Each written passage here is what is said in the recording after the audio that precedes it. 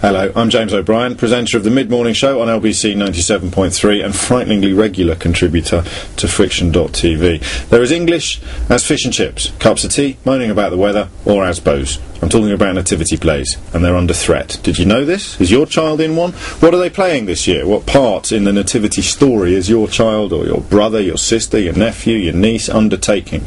I spoke to a lady on my radio show this week who was panicking because she only had 3 days left to make a costume for her son. What is he playing? I inquired politely. Broccoli, she said. Hey? She's playing a piece of broccoli in the school nativity play. It's all sort of multicultural and environmentally friendly.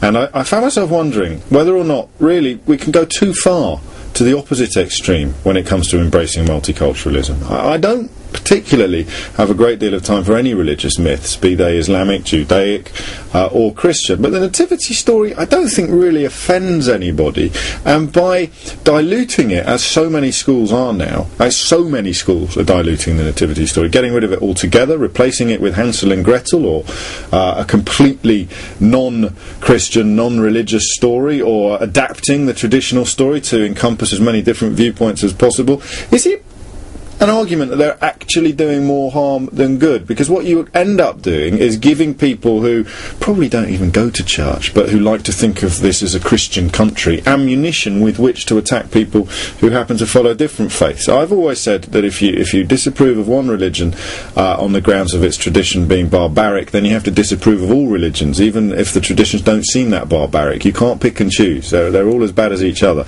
But on this occasion, with the nativity play, surely no one has ever come to any harm as a result of playing Jesus. Well, actually, you're unlikely to play Jesus in the nativity play unless you're at a very forward-thinking school. As a result of playing Mary, Joseph, or one of the three wise men, or indeed a shepherd, or, as another caller to the show claimed their son was playing this year, a laptop computer.